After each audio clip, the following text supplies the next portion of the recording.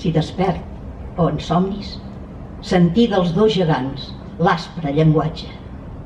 Deia Puigmal: amic Montseny, no et sembla que minva la nissaga catalana? Un dia, no cabent en la planícia, a viure se'n pujaven les altures. En cada clot bullia algun vilatge, en cada peu de roca una masia. Eren les serres formidables ruscos a on brescava un poble gran i sobri. Avui, per tot arreu se veuen runes, sols lo vent interromp l'etern silenci que totes les conques pirenaiques. No minva, no, lo vell Montseny respon-li, sols minven, ai, sa fe i sa força hercúlea. La gent qui davallar d'aqueixes cimes ara s'engolfa en la ciutat ja plena, i en los estanys les aigües se corrompen, i en lo buirac les fletxes s'arrovellen.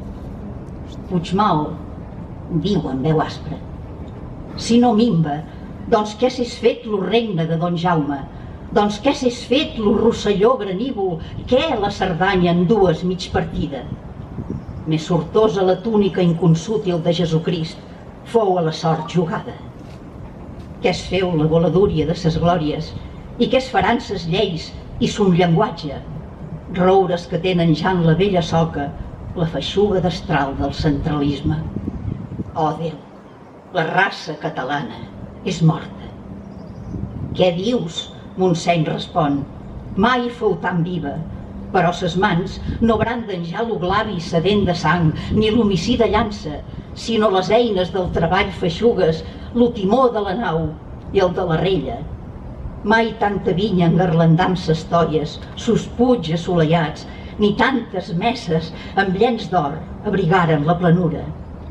Mai a sos ports volaren tants navilis com orenetes a son niu portant-li presents de tots los regnes de la terra.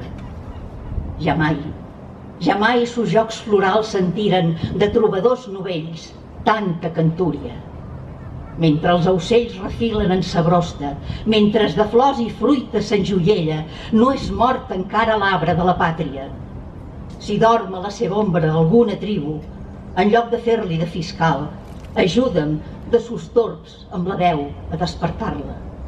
Llavors, a un tro respon un tro feréstec que ressona 7 voltes per los núvols, los cims i l'aigua vés i la planícia sotraquejant amb aspre terratrèmol.